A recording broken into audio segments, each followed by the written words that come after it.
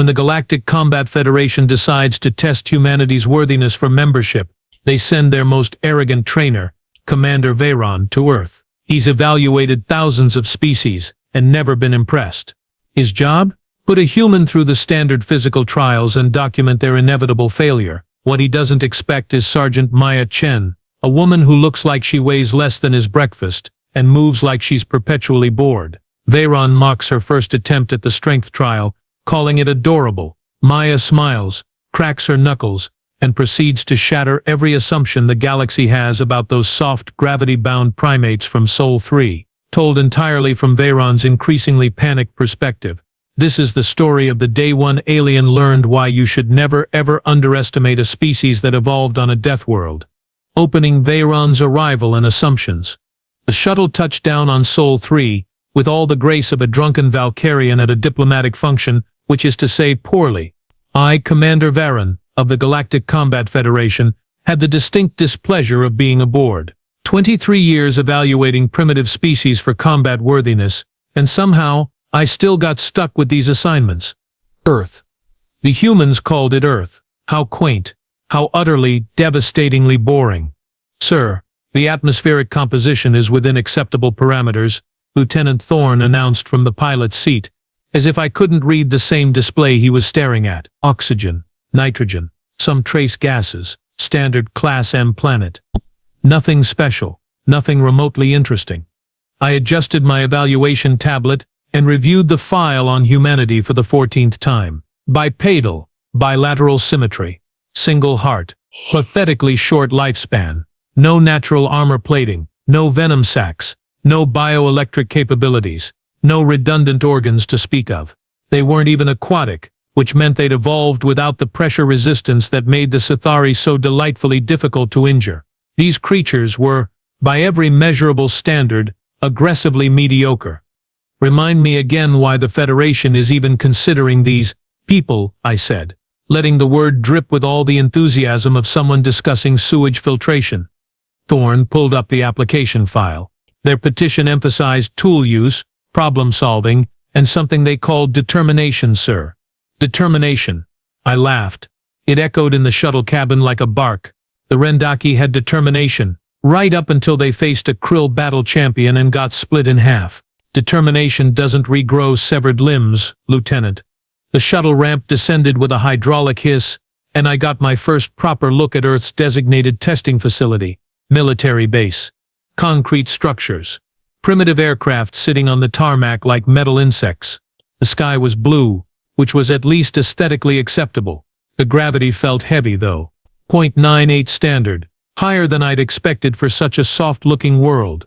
No wonder these humans walked around like they were perpetually tired.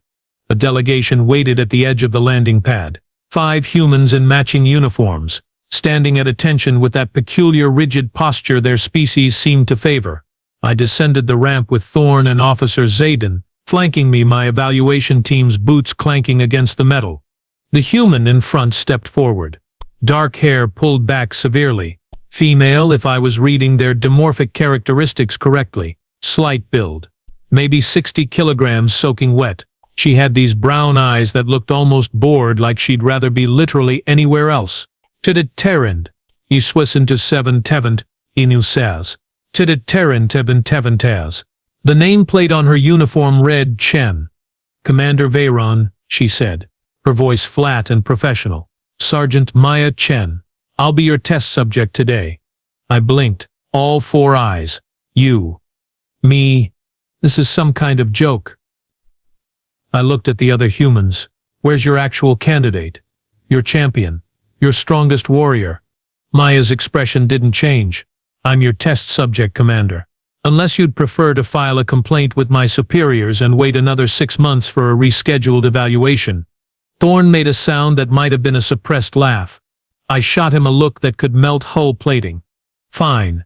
I activated my tablet, pulling up the standard evaluation protocol. Sergeant Chen, I've conducted over 400 species assessments. I've tested Vorgath berserkers who could crush starship hulls with their bare hands. I've evaluated silicate warriors whose skin could deflect plasma fire. I've watched Krill champions move faster than most species could perceive. I looked her up and down, not bothering to hide my disdain. You understand that the combat trials are designed to push candidates to their absolute limits. Yes, species have died during these evaluations. I'll try not to disappoint you, sir, Maya said. Was that sarcasm? It was hard to tell with humans.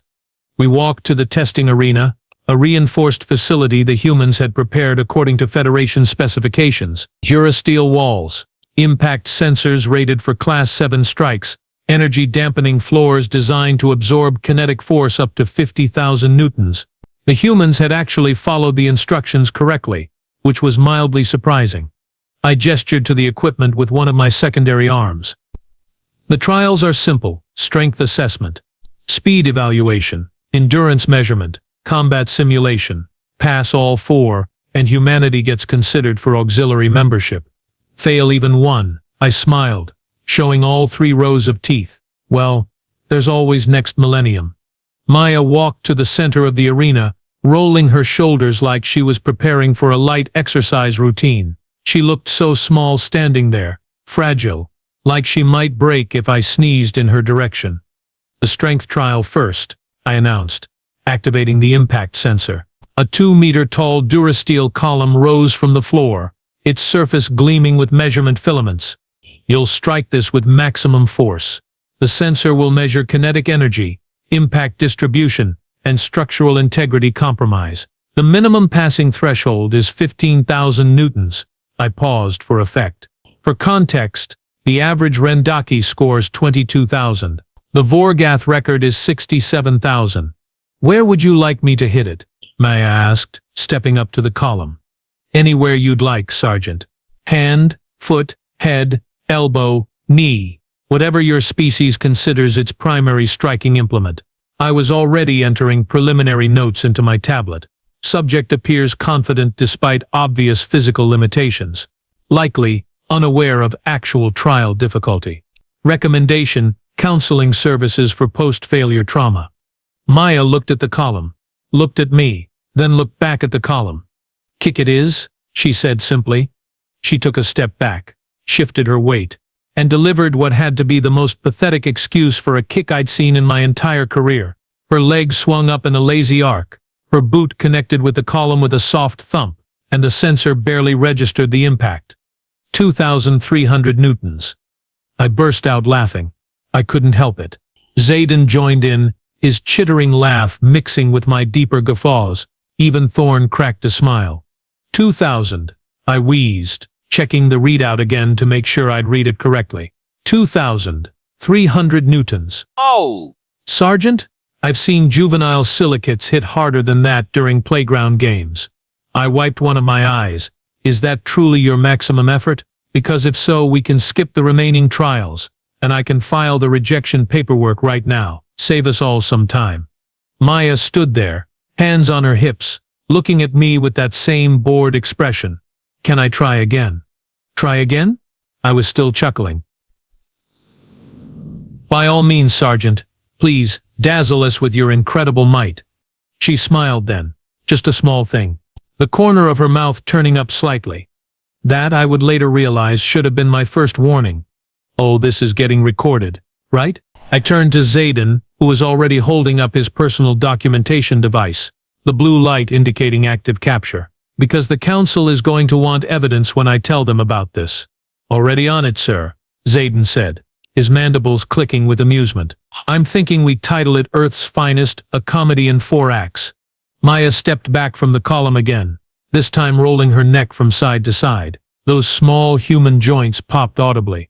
The sound made me wince. Everything about these creatures seemed designed to fall apart at the slightest provocation. You know, Sergeant, I said, tapping through my tablet to pull up comparative data.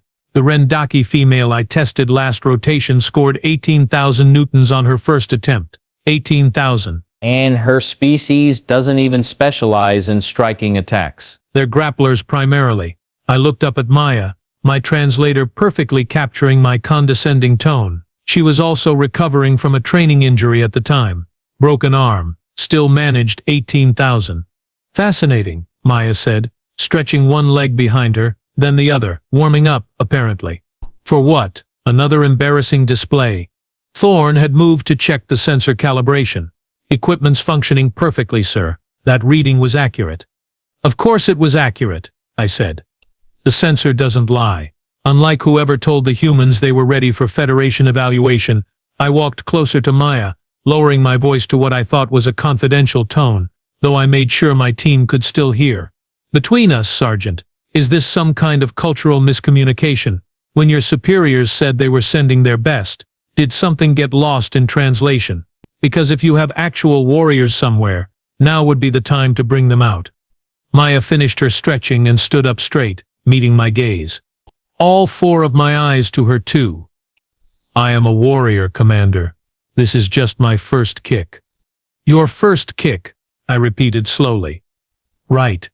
Of course, you were, what, holding back? Saving energy? I turned to my team. She was saving energy, everyone. For the next 3 trials she's definitely going to fail. Zayden's laughter chittered again. Perhaps humans believe in building suspense, sir. Suspense, I said, savoring the word. Yes, I'm absolutely on the edge of my seat wondering if she can break 3,000 newtons this time. The tension is unbearable.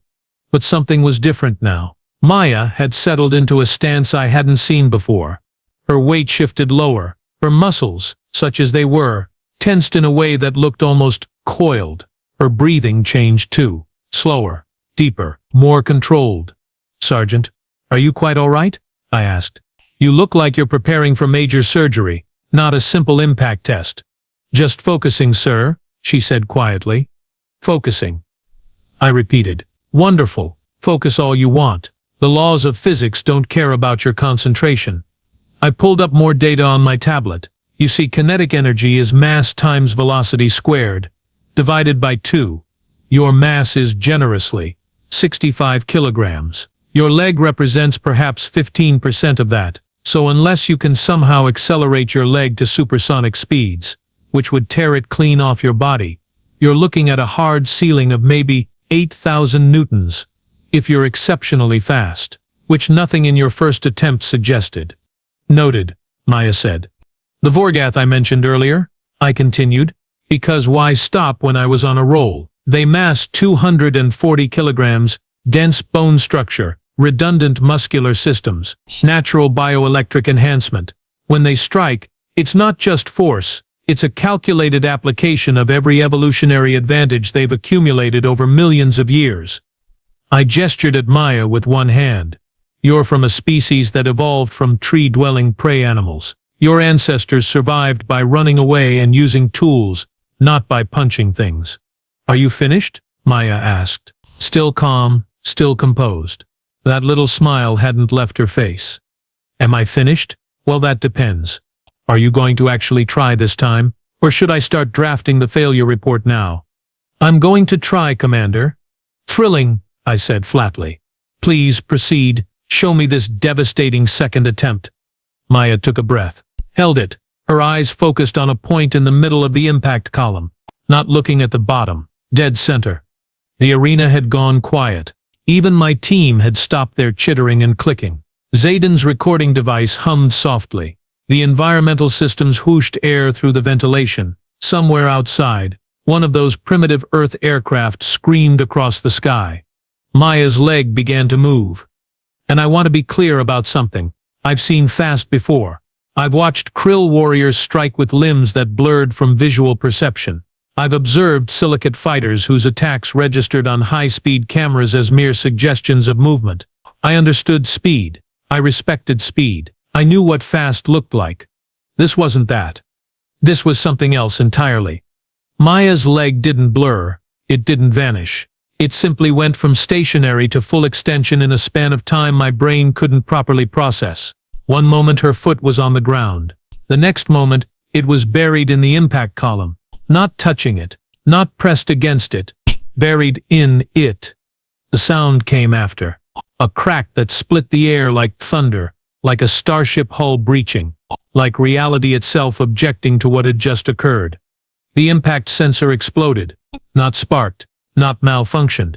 Exploded, components scattered across the arena floor in a shower of metal and plastics, and shattered measurement filaments. The Durasteel column, rated to withstand Class 7 impacts, buckled inward around her foot. The energy-dampening floor beneath it cracked. Actually cracked. Spiderweb fractures spread outward in a radius of 3 meters. The shockwave hit me a half-second later. Knocked me back 2 steps. My tablet slipped from my grip and clattered to the floor. Maya pulled her foot out of the ruined column, stepped back, rotated her ankle experimentally. "Better?" she asked. My mouth was open, all 3 of my mouths. I was vaguely aware that I was making a sound, something between a wheeze and a whimper. Satan's recording device had stopped. The blue light was off. It had shut down automatically, probably from the electromagnetic pulse. Thorne spoke first, his voice barely above a whisper. "Sir, the backup sensors registered the impact before they failed." And I managed to croak. 147,000 newtons, sir." The arena was silent again. Maya dusted off her hands. "So did I pass the strength trial, or should I kick it again?"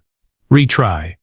147,000, I repeated, because saying it out loud might make it make sense. It didn't. That's not possible. Check the sensors again." "Sir, the sensors are in pieces," Thorne said, gesturing helplessly at the scattered debris. The backup array lasted 0.3 seconds longer than the primary. They both recorded the same reading before catastrophic failure. I stared at the impact column. What was left of it, anyway? The durasteel had folded inward like someone had crumpled paper. There was a boot-shaped indentation in solid military-grade metal. My species had been working with durasteel for 600 years. It took plasma torches and industrial presses to deform it. Not boots, not feet, not tiny human legs attached to tiny human bodies that looked like they'd blow away in a stiff breeze. "Equipment malfunction," I said firmly. "Obviously. The humans must have installed defective sensors. Zayden, check the calibration logs."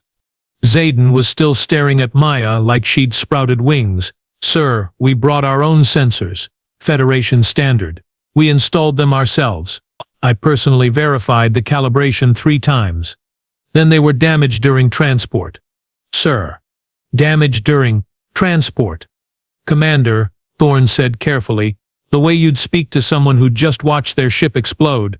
The floor cracked. We all looked down. The energy-dampening floor, specifically designed to absorb and dissipate kinetic energy, had failed. Those spiderweb fractures had spread even further now, reaching nearly 5 meters from the impact point. Small chunks of reinforced composite material had actually lifted up from the surface. The structural integrity of the entire testing arena was compromised. "Floors crack?" I said weakly. "It's an old facility. Earth construction standards are probably subpar." "We're standing in it," Zayden pointed out. "If it collapses, we collapse with it." Maya was examining her boot, just looking at it casually like she was checking for scuff marks. "Sorry about the equipment," she said, not sounding particularly sorry. "I can pay for repairs if you need." "How much does one of those columns cost?" "How much does it—" I couldn't finish the sentence. My translator was having trouble keeping up with my thoughts, which were currently running in 7 different directions, none of them productive. "Sergeant Chen, what exactly just happened?" She looked up from her boot. "I kicked it harder, like you asked. I asked you to try, not to obliterate a piece of equipment designed to measure impacts from species 3 times your mass." "Well, technically you said I should dazzle you with my incredible might," Maya said. I was paraphrasing, but the sentiment was there. Thorne had pulled out a backup scanner and was waving it over the ruined column. "Sir, according to this, the metallurgical structure has been compromised at the molecular level. Whatever force she applied didn't just dent the surface, it propagated through the entire structure. The binding forces holding the metal together were overwhelmed." "Yes, thank you, Thorne. I can see that," I snapped. "What I can't see is how a 65-kilogram human generated enough force to do it. 68 kilograms, actually." Maya corrected. "I've been bulking." "Oh well, 3 additional kilograms. That explains everything," I said, my voice climbing into registers I didn't know I could reach. "Those 3 extra kilograms clearly account for the 147,000 newtons that just destroyed my career." Zayden was backing away from Maya slowly, his eye stalks fully extended. Commander, permission to return to the shuttle. Denied. We're finishing this evaluation. Sir, with respect, I don't want to die on this planet. No one's dying, I said, though I wasn't entirely sure that was true. We're going to figure out what happened, document it properly, and I trailed off, my eyes falling on my tablet lying on the floor. The screen was cracked. Of course it was. And file a comprehensive report explaining how this fragile-looking human just exceeded the Vorgath record by 80,000 newtons. Maybe she's not human, Thorne suggested. Maybe she's something else wearing a human skin. A synthetic? An experimental combat android. Maya held up one hand. Nope, fully organic, born in Sacramento, grew up eating too much fast food and watching too much television. Standard human childhood. There's nothing standard about you, I muttered, picking up my damaged tablet. The screen flickered, but came back online. I pulled up the human evaluation file again, reading through it with new eyes. Your planet Earth. What's the surface gravity again? 9.8 meters per second squared, Maya said. I converted it in my head. That's 0.98 standard. That's high. That's actually high, for a habitable world. Is it? Maya shrugged. I don't have much basis for comparison. The Rendaki homeworld is 0.72 standard. The Vorgath evolved on a 0.85 world, and they're considered a high-gravity species. I was scrolling faster now, pulling up planetary data. Earth's gravity is stronger than 83% of Federation member worlds. Okay, Maya said, clearly not understanding why this mattered. But I was starting to understand. Starting to piece together something that should have been obvious from the beginning. You spend your entire lives moving under 0.98 gravity. Every step, every movement, every action you take is against that constant resistance. I mean, yes, that's how gravity works. Your muscles aren't just muscles, I continued, my voice getting quieter as the implications sank in. They're compression springs, constantly loaded, constantly working against that pull. And when you move, when you really move, you're not just using muscle force, you're releasing stored energy. Thorne was nodding slowly.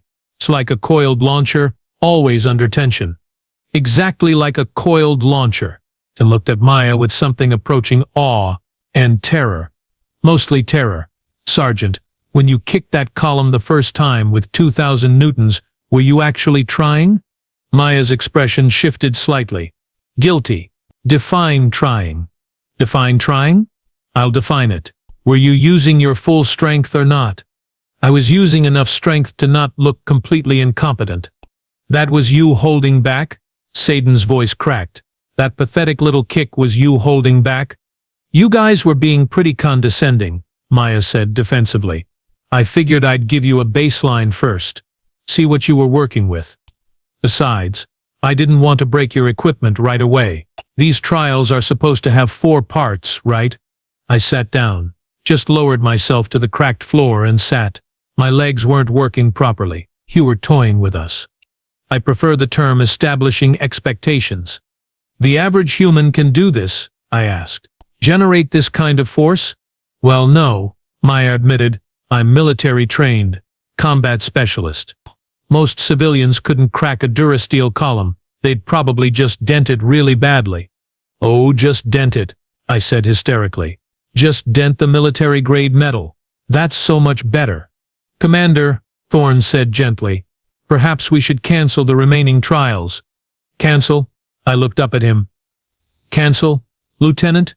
Do you have any idea what the council will say if I come back with incomplete data? They'll think I made this up. They'll think I falsified the report. They might think that anyway, sir. He had a point. Maya was stretching again, apparently ready to continue. So what's next? Speed trial. Nothing's next. I scrambled to my feet. Everything's next. I need to recalibrate every piece of equipment we brought, because clearly nothing was rated for whatever you are. I'm human. You're a nightmare in biological form. That's a little dramatic, Commander. I pointed at the ruined column with a shaking hand. You did that with your foot. Your foot. What happens if you punch something? What happens if you actually try? Maya considered this. Honestly, I'm not sure. Want to find out? No, all 3 of us shouted in unison. She laughed. Actually laughed. Like this was funny.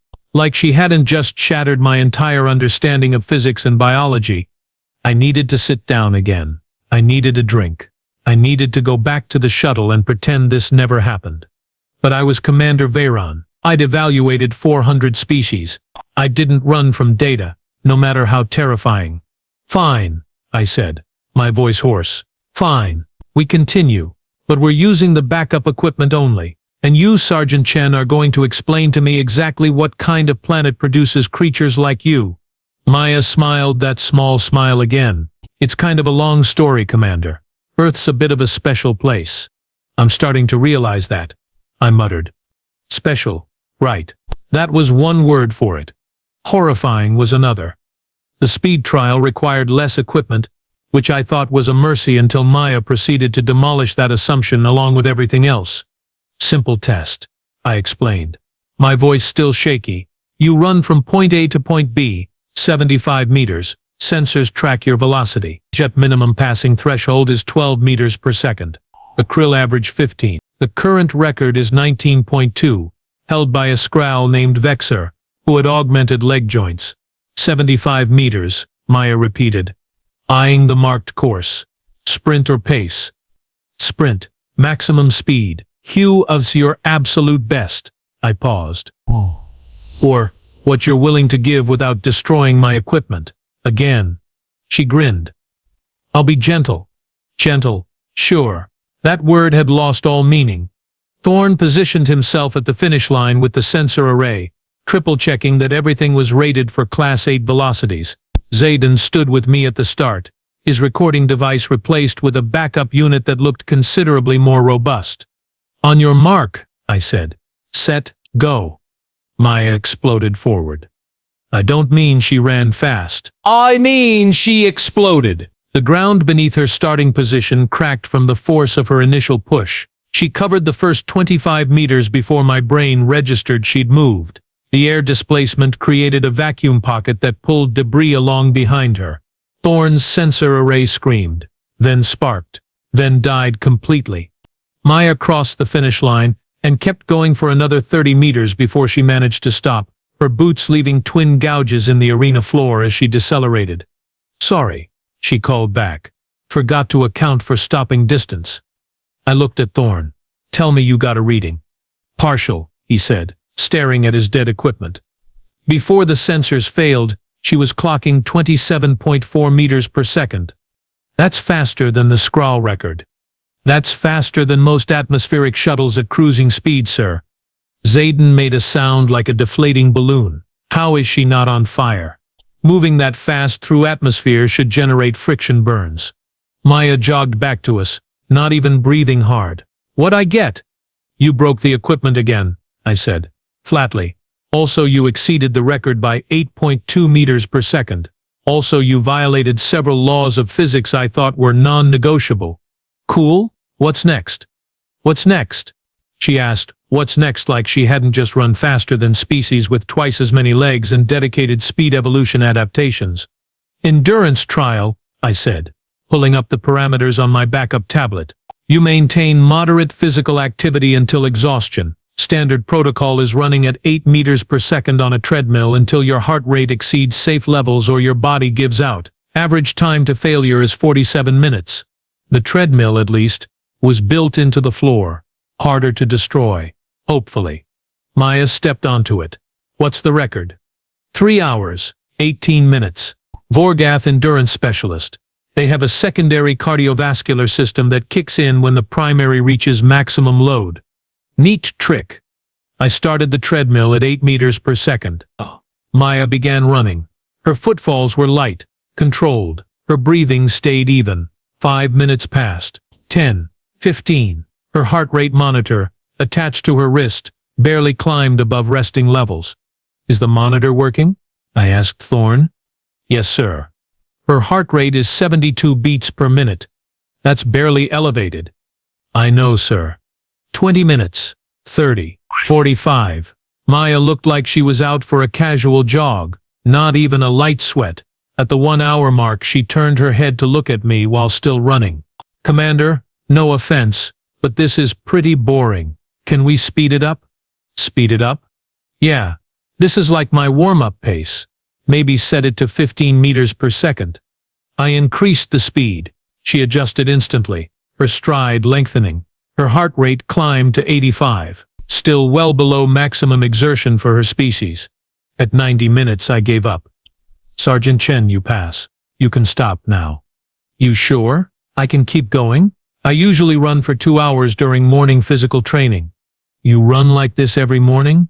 Well, no. Usually I do interval sprints. This is more like a recovery day run. Recovery day. This nightmare trial that broke most species was her recovery day activity? Get off the treadmill, please, I said quietly. The combat simulation was the final trial, and at this point, I was considering just skipping it and filing the paperwork. But protocol was protocol, even when protocol was clearly inadequate for evaluating weapons-grade humans. Virtual combat scenario, I explained, gesturing to the holographic arena that materialized around us. You'll face simulated opponents matching Federation combat standards. Defeat 5 opponents within 10 minutes. The opponents adapt to your strategy and increase in difficulty. Sounds fun, Maya said, cracking her knuckles. The sound echoed ominously.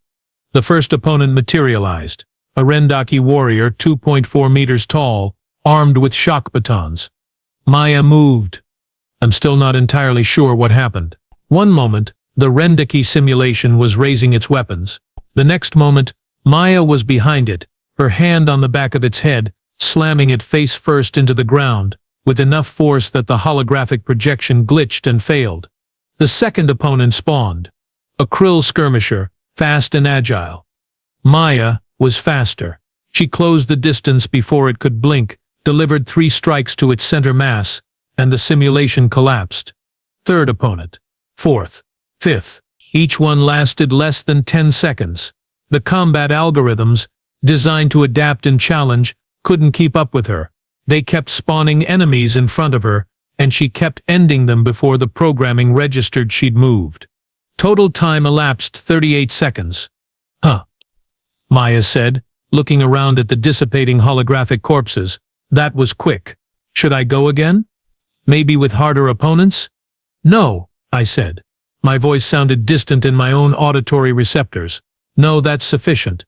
Thorne was checking his readings, his face pale. Sir, the combat analysis shows she was operating at approximately 40% efficiency. 40%? She wasn't trying very hard, sir. Of course she wasn't. Why would she? Nothing we threw at her required actual effort. We were testing a species that evolved under crushing gravity, constant environmental threats, and apparently decided that the appropriate response was to become living weapons. I pulled up Earth's planetary data again, reading through details I'd dismissed as irrelevant earlier. Tectonic activity, extreme weather patterns, temperature ranges that swung 100 degrees, atmospheric storms with wind speeds exceeding 200 kilometers per hour, predators, so many predators, and diseases, and natural disasters. Your planet is trying to kill you, I said out loud. Maya shrugged. Yeah, pretty much. We call it home, though. You call it home. You evolved there. Everything about you was shaped by a world that wanted you dead. I mean, that's a bit dramatic, but sure. And now you want to join the Federation. You want to bring this concentrated survival instinct into civilized space. We prefer to think of it as contributing our unique perspectives to the galactic community, Maya said diplomatically. Unique perspectives. The unique perspective of a species that could punch through starship hulls and outrun sensor arrays. I looked at my destroyed equipment, my shattered illusions, my completely inadequate evaluation protocols. Sergeant Chen, I said slowly. You pass, obviously, spectacularly, terrifyingly. You pass all 4 trials. Great, she smiled. So humanity's application moves forward? Oh, it's moving forward. Straight to the top of the priority queue, with warning labels. So many warning labels. I sat on a piece of non-destroyed equipment, which was becoming increasingly rare, and scrolled through Earth's planetary classification, with hands that wouldn't stop shaking. All 4 of them. Climate classification. Extreme variable. I read aloud. Atmospheric pressure at sea level, 101.3 kilopascals, tectonic activity, high, volcanic activity, moderate, to high, seismic events, frequent. I looked up at Maya, who was drinking water from a container like she'd just finished a light workout instead of destroying my entire worldview. Your continents move, actively, while you're living on them. Yeah, earthquakes are a thing, Maya said between sips. You get used to them. You get used to them, I repeated numbly. The ground beneath your feet randomly shifts, and you just shrug it off? We build structures to withstand them. It's fine. I kept reading. Hurricane force winds. Common. Tornado activity, regional but frequent. Lightning strikes 8.6 million per day. Per day, Sergeant. Pretty though, Maya offered. Lightning, I mean, makes for good photos. Your sky actively tries to electrocute you, and you take pictures of it. I scrolled further. Predatory megafauna. Historical. Current predators include, let me see, bears that can weigh 400 kilograms, cats that can climb trees and swim, sharks with multiple rows of teeth, venomous everything. I looked at her. Everything. You have venomous spiders, snakes, fish, plants, even mammals. One of your mammals has venomous spurs. The platypus, Maya nodded. Weird little guy. Duckbill. Beaver tail, lays eggs. It's venomous and lays eggs and you think it's weird because of its appearance. Well, yeah, mostly. My tablet was smoking slightly. I ignored it. Microbial threats, severe. Viral mutation rate, high. Bacterial resistance development, rapid. Your own planet's microorganisms are in an active arms race with your immune systems. That's why we invented vaccines, Maya said helpfully. You invented vaccines. Of course you did. Because everything else about your species is reasonable, so why not also be medical pioneers? I was spiraling. I knew I was spiraling. I couldn't stop. Temperature ranges from -89 to 57 degrees. Oxygen levels that would be toxic to most species. Background radiation from your own star that causes cellular damage requiring constant biological repair. Sunscreen helps. Sunscreen. You invented a topical barrier cream to survive your own star's radiation. You say that like it's weird. It is weird. I stood up, nearly dropping my tablet. All of this is weird. You're from a Class 4 death world. That got her attention. Death world? Class 4. That's the second highest classification. Class 5 worlds are considered uninhabitable. I pulled up the classification system. There are 47 known Class 4 worlds in Federation space. Exactly 3 have evolved sapient life, including Earth. Do you understand what that means? Maya set down her water bottle. That we're special? That you're dangerous. I corrected. Species from death worlds don't just survive, they excel. They adapt. They overcome. Because anything less than excellence means extinction. I gestured at the destroyed arena around us. All of this is you going easy. Well, yeah, Maya said. I didn't want to hurt anyone. You're evaluators, not combatants. Wouldn't be fair. Fair. She's concerned about fair. I looked at Thorn and Zayden, who were both maintaining a safe distance from Maya now. She could have killed us at any point, and she's worried about fairness. I mean, I could have. But that would be rude, Maya said, and probably bad for the application. Probably, I agreed weakly. Sergeant, I need to ask you something, and I need you to be honest. Are you humanity's best? Their top warrior? Their absolute peak performance specimen? Maya laughed. Actually laughed. Me? No. God? No. I'm military, sure, but I'm mid-tier at best. There are operators in special forces who would make me look like a training dummy. And don't even get me started on professional athletes. Professional athletes. Yeah, like Olympic competitors, swimmers, runners, fighters, lifters, those people are insane. I'm just regular army. Regular, I said faintly. Average, really? I volunteered because someone had to, and I had a slow month. Average. This engine of destruction in human form was average for her species. There were humans who could do more, who trained specifically to exceed even these horrifying capabilities. Commander, Thorne said quietly, We should probably file that report. Yes, I said, still staring at Maya. Yes, we should. We should file it immediately. Before I forget how to use language. Maya smiled. That small dangerous smile. So we passed. Passed, right. That's one word for it. I took a breath. All three of my lungs working overtime. Sergeant Chen, humanity didn't pass this evaluation. Humanity transcended it, shattered it, made it look like a child's assessment tool. Is that good? It's terrifying, I said honestly. But yes, it's good. Welcome to the Galactic Federation. Please don't break it. Back on the shuttle, I sat at the communication terminal with my report pad, staring at the blinking cursor. Zayden and Thorn were in the back, conducting emergency maintenance on what little equipment had survived. The rest was staying on Earth as very expensive scrap metal. My primary hands hovered over the input keys. My secondary hands gripped the edge of the desk to stop their trembling. Deep breaths. Professional composure. I was Commander Veyron. I'd filed 400 reports. This was just another evaluation. Except it wasn't. I started typing. Official evaluation report.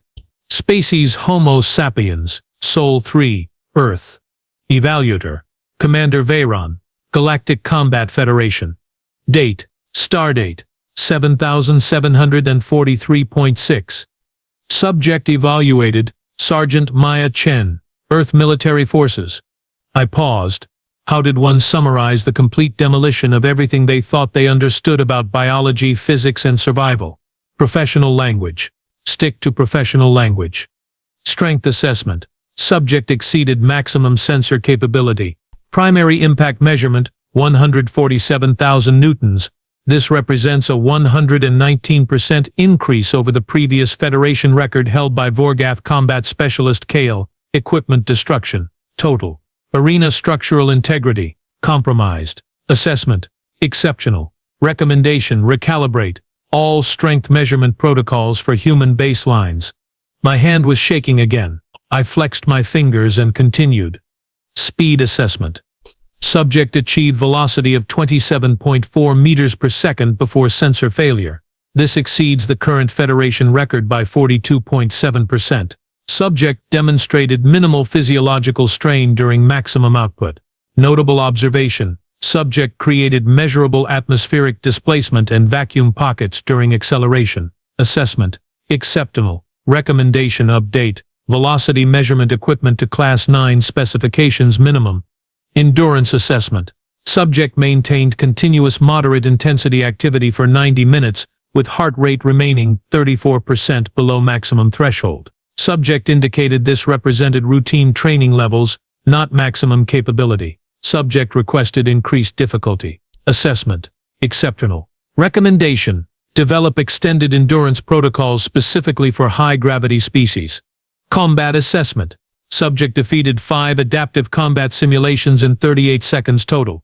Average engagement time, 7.6 seconds. Combat analysis indicates subject operated at approximately 40% efficiency. Simulations were unable to adapt to subject speed and force application. Assessment. Exceptional. Recommendation. Complete overhaul of combat simulation parameters. I stopped typing. Read what I'd written. It looked insane. It read like fiction, like someone had taken a fantasy novel and formatted it as an official report, but every word was true. Every impossible, terrifying word. Overall assessment. Humanity represents a Class 4 Death World species with physical capabilities that exceed current Federation baselines across all measured categories. Subject demonstrated. Strength levels comparable to species 3 times their body mass. Speed rivaling dedicated pursuit predators. Endurance suggesting extreme cardiovascular efficiency. Combat capability that overwhelms standard threat assessment models. Critical observation. Subject Maya Chen identified herself as average military and mid-tier among human combat personnel. This suggests the existence of significantly more capable human specimens. Earth maintains specialized military units and professional athletic programs that produce individuals exceeding even these demonstrated capabilities. My stomach, all 3 of them, churned at that thought. What could humanity's best do? What would their absolute peak performers look like in action? I didn't want to know. Yes, I did. No, I absolutely did not. Planetary context. Earth is a high-gravity world with extreme environmental variability. Humans evolved under constant selective pressure from gravitational force of 9.8 m assess WETI 0.98 standard. Extreme weather patterns, including hurricane-force winds, temperature swings exceeding 100 degrees. Active tectonic and volcanic systems. Diverse predatory threats. Aggressive microbial and viral environments. Significant solar radiation requiring biological countermeasures. These conditions produced a species with dense musculature, redundant biological systems, extreme adaptability, and pain tolerance that borders on the pathological. I was editorializing now. Getting unprofessional. I deleted the last sentence and tried again. These conditions produced a species optimized for survival in hostile environments through physical resilience and adaptive capability. Better, more clinical, less terrified. Recommendation. I hereby recommend immediate acceptance of humanity's application for Galactic Federation membership with the following classifications. Auxiliary combat role. Approved. Planetary defense. Approved. Expeditionary forces. Approved. Hazardous environment operations. Strongly approved. First contact scenarios. EP approved with reservations. Special notations. It is the opinion of this evaluator that humanity should be granted not only membership but priority placement in defensive and security roles. However, I strongly recommend the following precautions. All member species should be briefed on human physical capabilities to prevent diplomatic incidents arising from underestimation. Combat training facilities should be reinforced before hosting human participants. Strength and speed classifications should be updated to account for Death World species baselines. Cultural sensitivity training should emphasize that human restraint is deliberate and should not be mistaken for weakness. I sat back, reading through the report one more time. It was dry, professional. It completely failed to capture the existential horror of watching Chen destroy equipment designed to measure creatures that could lift spacecraft components. A message notification blinked on my console. From Earth. From Maya. I opened it with one trembling finger. Commander Veyron, thanks for a fun morning. Sorry again about the equipment. If you're ever back on Earth, look me up. I'll introduce you to my boxing coach. She's 83 years old and can still drop a grown man in 2 punches. Also, my unit wanted me to mention that if the Federation needs combat instructors, we're interested. We think we could teach some interesting techniques. Safe travels. Sergeant Maya Chen. Boxing coach. 83 years old. 2 punches. I was going to have nightmares for months. I added one final note to my report. Personal observation. In my 23 years as a Federation combat evaluator, I have never encountered a species that made me reconsider my career choices. Until today. Humanity is not simply qualified for Federation membership. Humanity is the standard by which we should measure combat capability going forward. They are, without exaggeration, the most physically dangerous sapient species I have encountered. They are also polite, professional, and deeply concerned with fairness and restraint.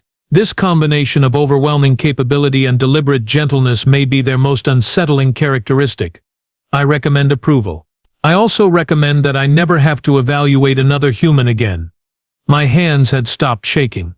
I encrypted the report, attached all surviving sensor data, added a flag for Priority Council review, and transmitted it. Then I poured myself a drink from the shuttle's emergency medical supplies. 3 drinks, actually. 1 for each stomach. Thorne appeared in the doorway. Report filed, sir. Filed. Transmitted. Done. I drained the first glass. We're leaving. Now, before they ask us to test anyone else. Wise decision, sir. Thorne hesitated. Do you think the council will believe it? They'll have to. We have the data. The destroyed equipment. The structural damage assessment. The recordings that survived. I finished the second glass. Although I suspect they'll think we're exaggerating. Are we? I remembered Maya's casual smile, her polite apologies, her offer to introduce me to her elderly boxing coach. No, I said. If anything, we're understating it. The shuttle engines hummed to life. Earth shrank in the viewport as we climbed toward orbit. That beautiful blue and green ball that looked so peaceful from space, so inviting, so completely deceptive. Somewhere down there, Maya Chen was probably going about her day, maybe running her recovery pace that would kill most Federation citizens, maybe practicing kicks that could buckle starship doors, maybe just having lunch and chatting with her fellow soldiers, all of whom were equally terrifying and didn't even know it. "Sir," Zayden called from the navigation station, "we're clear of Earth's gravity well, setting course for Federation Central." "Acknowledged," I said. Then quieter, "Get us out of this system. Quickly."